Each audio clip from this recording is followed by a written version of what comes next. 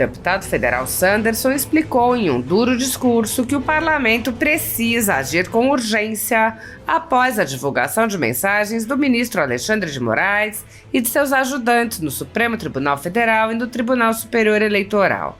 O deputado lembrou que há tempos já se coloca a questão do que deve ser feito quando abusos são cometidos justamente pelos que têm a obrigação de zelar pela Constituição.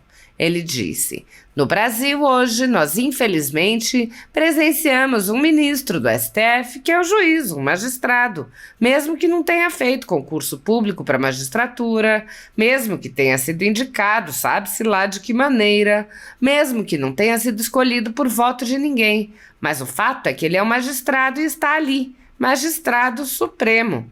E aí, mais uma vez faço a pergunta ao povo brasileiro, aos parlamentares da Câmara e, sobretudo, aos do Senado. E quando é um ministro do STF o abusador, como faremos? Por isso a importância de o parlamento agir. O deputado afirmou: esses abusos começaram há 4, 5 anos e culminaram com aquela prisão em massa do chamado 8 de janeiro. Eu presenciei, estive lá.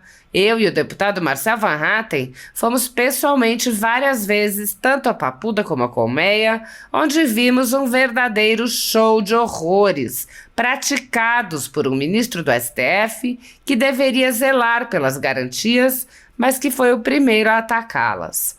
Sanderson mencionou uma série de absurdos cometidos pelo ministro e disse: e agora, nesta semana, na última terça-feira, naquilo que estão chamando de vaza-toga, mensagens desvendam ou desfraudam uma relação espúria. Sanderson cobrou a ação do parlamento dizendo: não adianta cobrar só do Senado Federal as responsabilidades. Claro, compete ao Senado Federal fazer o serviço de corregedoria dos ministros do STF, mas a Câmara também tem sua função. E nós estamos aqui com uma CPI que o deputado Marcel Van Hatten, inclusive, já levou adiante e aguarda para ser instaurada. O deputado afirmou: o momento é histórico, o momento é complexo e exige a atitude do parlamento brasileiro. A população hoje não tem mais a quem rogar, a não ser ao Congresso brasileiro. É neste cenário, Câmara dos Deputados e Senado Federal, que será resolvida essa situação. Eu tenho pedido, inclusive, o afastamento liminar do ministro Alexandre de Moraes, porque acredito que ele não tem mais sustentação para ficar lá por mais 25 anos. E ele tem mais 25 anos pela frente como ministro do STF. Ele não tem mais condições, nem morais e nem técnicas, de continuar despachando em qualquer tipo de processo.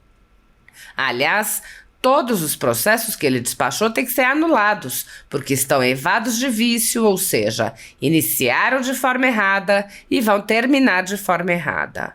Sanderson concluiu dizendo: o momento agora é de o parlamento brasileiro agir sem medo, botando a Constituição em primeiro lugar e não os interesses políticos ou os interesses ideológicos, como infelizmente o ministro da Suprema Corte tem feito de forma criminosa. Ninguém está acima da lei numa república. Ninguém. Nem acima e nem abaixo. Todos nós, deputados e senadores, somos servos da Constituição Federal. Quando um sai fora da casinha, passa a ser um fora da lei, um fora do rito, como nós temos dito. Quem está fora do rito, no juridiquês, está fora da lei. Quem está fora da lei é um criminoso e precisa ser processado, julgado e ir para a cadeia.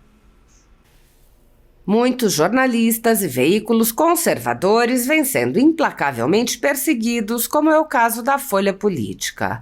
Nossa sede, nossa residência foi invadida e todos os nossos equipamentos foram apreendidos a mando do ministro Alexandre de Moraes. À época, o jornalista Alexandre Garcia assinalou que algo semelhante só havia ocorrido na ditadura Vargas, não havendo qualquer exemplo parecido durante o tão falado regime militar. Mesmo em ditaduras consolidadas, não é comum que se apreendam todos os equipamentos em claríssima violação a tratados internacionais, como o Pacto de São José da Costa Rica. Posteriormente, a Folha Política foi alvo do ministro Luiz Felipe Salomão, que ordenou o confisco da renda de diversas pessoas, sites e canais conservadores para impedi-los de exercer suas atividades. Mais de 20 meses da renda dos veículos e comunicadores afetados seguem confiscados, enquanto o inquérito vai sendo transmitido de relator em relator. Outros jornalistas e comunicadores foram presos sob alegações como a de sair do país sem saber que estavam sendo investigados. Um deles perdeu o movimento das pernas em um estranho acidente na cadeia enquanto estava preso por crime de opinião.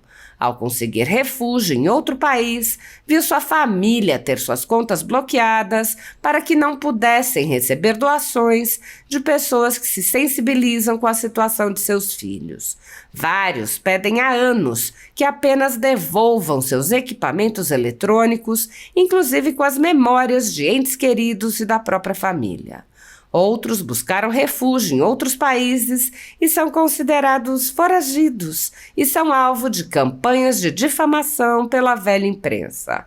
As medidas arbitrárias impostas aos jornalistas e comunicadores conservadores, por suas características processuais, violam diversos artigos da Constituição e também de tratados como a Declaração Universal de Direitos Humanos e o Pacto de São José da Costa Rica, que protegem a liberdade de expressão e vedam tribunais de exceção.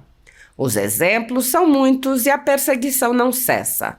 Casas invadidas, redes bloqueadas, censura, bloqueio de contas sem confisco de bens, cancelamento de passaporte, proibição de contato, entre outras.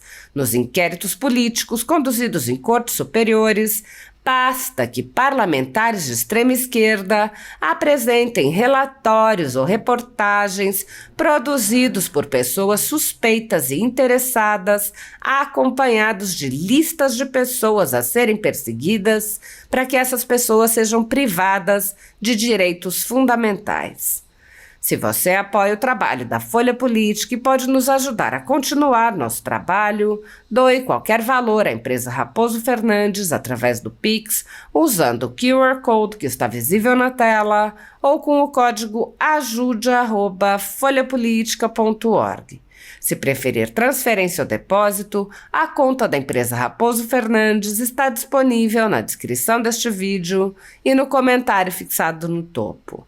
Há mais de 10 anos, a Folha Política vem mostrando os eventos da política brasileira e dando voz a pessoas que o cartel midiático quer manter invisíveis.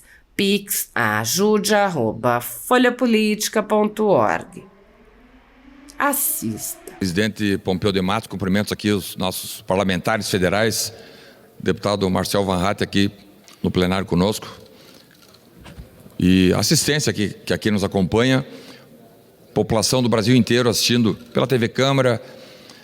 E a pergunta que fica, deputado Marcel Van Hatten, e quando os abusos são cometidos justamente por quem deveria zelar pela garantia e os direitos constitucionais, como fazemos? Porque a Suprema Corte brasileira, ou a Suprema Corte em qualquer país, é a última instância da zeladoria no que diz respeito ao Estado democrático de direito. Recorre-se à Suprema Corte para que ela diga não, a Constituição estabelece tal norma em tal artigo e quem a descumprir comete crime ou abusos, etc. Pois bem, no Brasil, hoje nós infelizmente presenciamos um ministro do STF, que é um juiz, um magistrado, mesmo que não tenha feito concurso público para a magistratura, ou mesmo que tenha sido indicado, sabe-se lá de que maneira, mesmo que não tenha sido escolhido por voto de ninguém, o fato é que ele é um magistrado e está ali, magistrado supremo. E aí, mais uma vez, faço a pergunta ao povo brasileiro, aos parlamentares federais da Câmara e, sobretudo, do Senado. E quando é um ministro do STF o abusador, como faremos? Por isso a importância do parlamento agir. Nós aqui na Câmara estamos agindo diuturnamente, não é de agora, porque esses abusos começaram já há 4, 5 anos, culminando com aquela prisão em massa do chamado 8 de janeiro. Eu presenciei estive lá, deputado Van Hatten, fomos pessoalmente várias vezes, tanto na Papuda como na Colmeia, e vimos ali um verdadeiro show de horrores, praticado, realizado por um ministro do STF que deveria zelar pelas garantias e é o primeiro a atacar. Porque nenhum dos presos políticos no Brasil possuem foro privilegiado para serem alcançados ou processados ou muito menos julgados pelo STF. Só quem pode ser julgado pela Suprema Corte, segundo a Constituição Federal, são aqueles inscritos ali, enumerados. Presidente da República, o vice-presidente, ministros do STF, deputados federais, senadores. Não pode um cidadão comum que não optou pelo foro privilegiado ser processado pelo STF. Esse é apenas um dos abusos. E aí, inúmeros outros abusos de não darem vista para a defesa, para os advogados, tratarem situações absurdamente sem relevância criminal, como se fosse um crime de lesa pátria. Nós vimos todos os dias traficantes, homicidas, pedófilos, ladrões, latrocidas serem soltos logo na audiência de custódia. E vimos ali senhoras de 65, 70, 75 anos, tios do Zap que nunca tinham pisado numa delegacia, literalmente apodrecendo dentro das cadeias por determinação do senhor Alexandre de Moraes, porque ele queria. E agora, nessa semana, na última terça-feira, naquilo que estão chamando de vaza-toga, mensagens desvendando ou desfraudando, deputado Pompeu, uma relação espúria. Porque o juiz, o magistrado, tem a função de julgar, ele não pode investigar. Porque se ele for o juiz investigador e tiver a iniciativa da investigação, nós estamos vivendo num sistema ditatorial. E não é esse o sistema que a Constituição Federal Brasileira estabelece. Por isso, temos cobrado do Senado Federal e da Câmara também. A Câmara tem responsabilidades. Não adianta botar só no Senado. A Câmara tem responsabilidades. Claro, compete ao Senado Federal fazer o serviço de corregedoria dos ministros do STF, mas a Câmara também tem sua função e nós temos aqui com uma CPI que o deputado Marcel Van Hatten, inclusive, já levou adiante e aguarda para ser instaurada. Essa CPI aqui na Câmara precisa ser efetivada para nós aí sim descobrirmos, esclarecermos os fatos em toda a sua extensão, verificar, houve abuso de autoridade? Quem são os autores? Alexandre de Moraes, ou quem quer que seja, praticou crimes? Vamos identificar e encaminhar depois o resultado para o Ministério Público Federal para que ele proceda na medida do que dispõe a lei. Então, o momento é histórico, o momento é complexo e exige atitude do parlamento brasileiro. A população hoje não tem mais a quem rogar a não ser o Congresso brasileiro. É aqui o cenário, Câmara dos Deputados e Senado Federal que vai resolver essa situação. Tenho pedido, inclusive, o afastamento liminar do ministro Alexandre de Moraes, porque acredito que ele não tem mais sustentação para ficar por mais 25 anos. E ele tem mais 25 anos pela frente como ministro do STF. Ele não tem mais condições nem morais, nem técnicas de continuar despachando em qualquer tipo de processo. Aliás, todos os processos que ele despachou têm que ser anulados, porque estão eivados de vício, ou seja, iniciaram errado e vão terminar de forma errada. Por isso, o momento agora é do parlamento brasileiro agir sem medo, botando a Constituição em primeiro lugar e não interesses políticos ou interesses ideológicos, como, infelizmente, o ministro da Suprema Corte tem feito de forma criminosa. Ninguém está acima da lei numa república, ninguém. Nem acima e nem abaixo. Todos nós, deputados, senadores, somos servos da Constituição Federal. Quando um sai fora da casinha, passa a ser um fora da lei.